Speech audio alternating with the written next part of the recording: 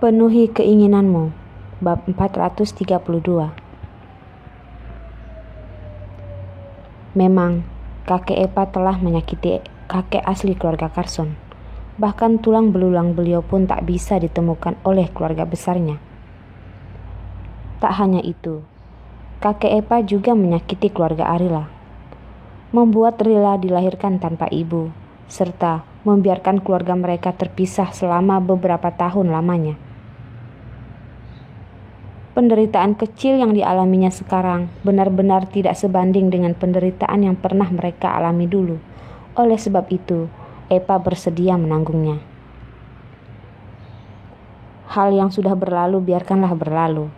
Ia hanya berharap bahwa keluarga Carson akan selamanya baik-baik saja dan dapat melalui hari dengan bahagia. Kau tidak ingin mengejarnya lagi? Suara Darwin tiba-tiba terdengar. Ia seperti angin berjalan menuju ke tempat tidur Epa dan berdiri di sampingnya. Kapan Epa kita bisa menjadi begitu baik hati? Bahkan orang yang menculiknya pun ia tidak mau mengejarnya lagi. Darwin, ini bukan urusanmu. Kau tidak perlu bicara. Sangat kebetulan, Epa barusan tidak tahu bagaimana mengalihkan topik pembicaraannya dengan Carson. Darwin benar-benar datang di saat yang tepat, pas untuk dijadikan sasaran. Tutup mulutmu. Darwin tampak tidak senang dan membalas.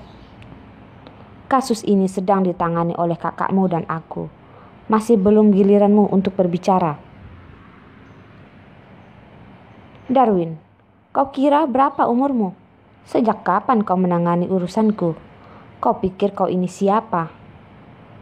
Yang benar saja, bagaimanapun Epa tidak bersedia Darwin menangani kasus ini. Darwin membalas. Epa, apa penyakitmu kambuh lagi? Darwin, seberapa jauh jarak matahari dari bumi, sejauh itu jugalah kau pergi dari hadapanku. Lebih baik lagi kalau kau pergi saat nenek moyangmu baru lahir dan jangan kembali lagi. Kalian bicaralah baik-baik. Carson berpaling ke Darwin. Yang senior haruslah berpenampilan seperti layaknya senior. Coba lihat kau ini. Di mana penampilanmu yang seharusnya sebagai seorang paman? Kata Carson. Darwin berkata, dengarkan aku dan lihatlah dengan jelas. Orang yang berdiri di depanmu adalah saudara ibumu. Aku pamanmu. Pantaskah kau berbicara kepadaku dengan sikap seperti itu? Carson menjawab, kau sendiri lihatlah dirimu. Apakah kau bersikap seperti seorang paman? Darwin hanya terdiam. Darwin memang selalu melakukan sesuatu sesuai keinginannya sendiri. Hal-hal menyangkut posisinya sebagai orang yang dituakan dalam keluarga tak pernah dipermasalahkannya dengan siapapun.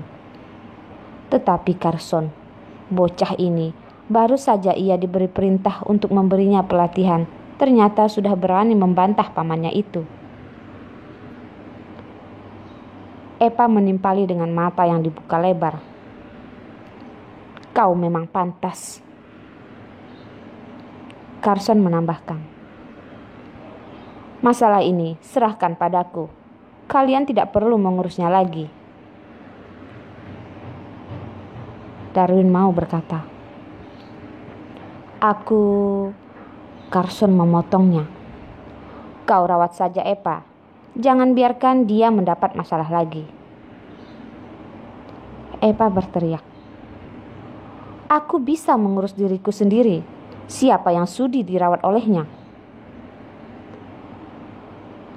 Kau bersikap manislah sehari saja, kata Carson. Aku sudah bersikap manis. Setiap hari berbaring di tempat tidur. Tidak keluar sedikit pun dari pintu itu. Apa kau pernah bertemu dengan orang yang bersikap semanis ini selain aku? Kata Epa. Saat orang yang lebih tua memberi nasihat, sebaiknya kau dengarkan saja, jangan membalas.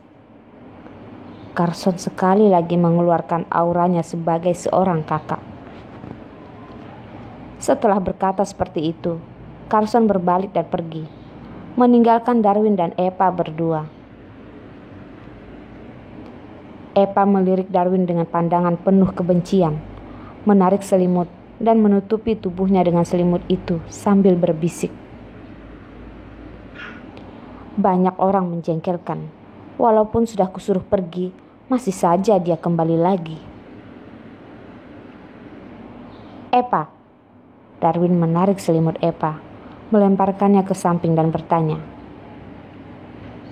"Bisakah kau memberitahuku baik-baik alasan mengapa kau tidak ingin mengejar pelaku itu lagi?"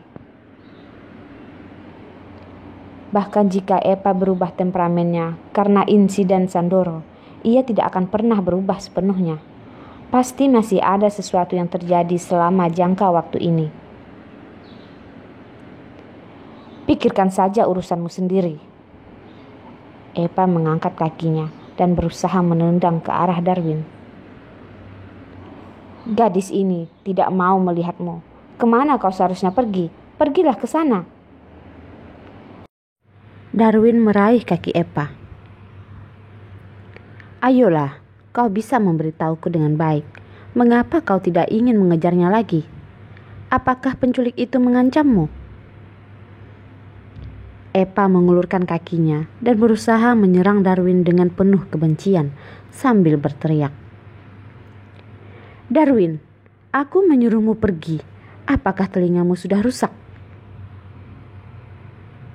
Melihat Eva sudah seganas ini, Darwin tiba-tiba tersenyum nakal.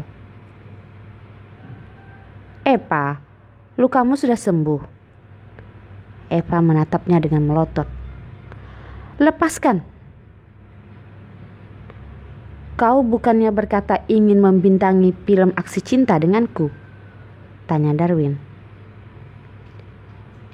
Tenang. Aku telah menemukan seseorang yang akan menemaniku berakting dalam film aksi cinta ini. Orang itu jelas-jelas bukan kau. Jadi kau sebaiknya menyingkir jauh-jauh, kata Eva. Darwin tiba-tiba tertawa dingin. Mendengarnya membuat Eva merinding. Eva menatapnya dengan penuh kewaspadaan. Apa yang kau ingin lakukan? Darwin tiba-tiba tersenyum nakal dan berkata, selain kau, apa lagi yang bisa kulakukan? Orang yang berani mengatakan di depan Darwin bahwa ia ingin bermain film aksi cinta tetapi pasangannya bukan dirinya, maka orang itu harus berani menanggung konsekuensinya. Kau tidak tahu malu, kata Eva dengan wajah merah. Tetapi sepertinya ia menyukai pria ini, bersikap demikian terhadapnya. Dahulu, oleh karena masalah orang tuanya, Eva memang benar-benar memiliki dendam di hatinya. Tetapi di saat ia menghadapi hidup dan mati, yang memenuhi pikirannya hanyalah pria ini, membuatnya semakin memahami hatinya, bahwa selain Darwin, selamanya ia tak akan menginginkan siapapun lagi. Baru saja aku bertanya pada dokter dan katanya lukamu sudah sembuh.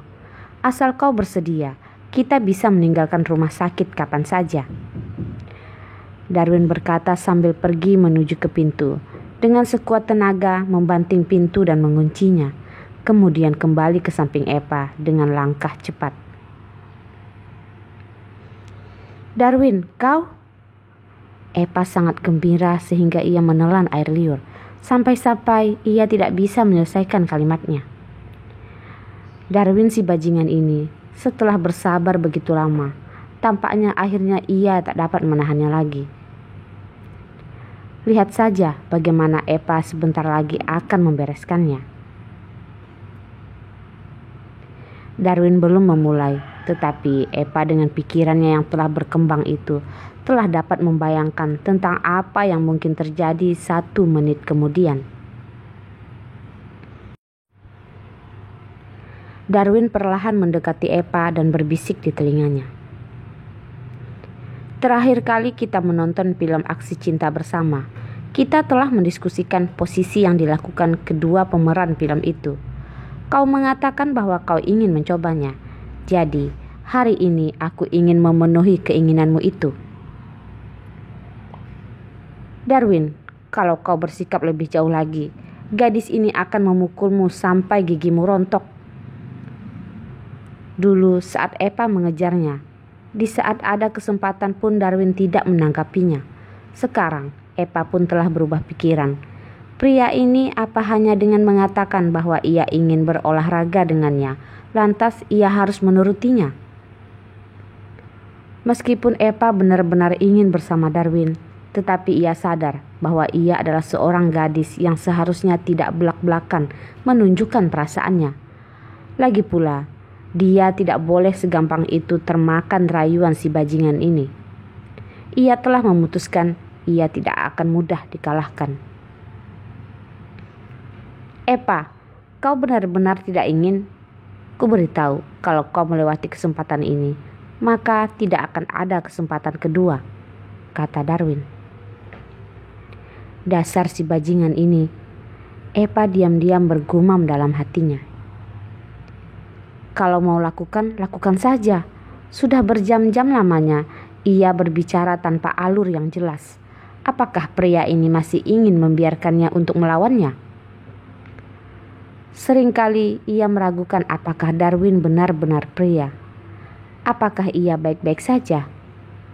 Dengan kepala yang dipenuhi pikiran ini, tatapan Eva tanpa sadar memperhatikan salah satu bagian tubuh Darwin. Sial, orang ini benar-benar masih dapat menahannya.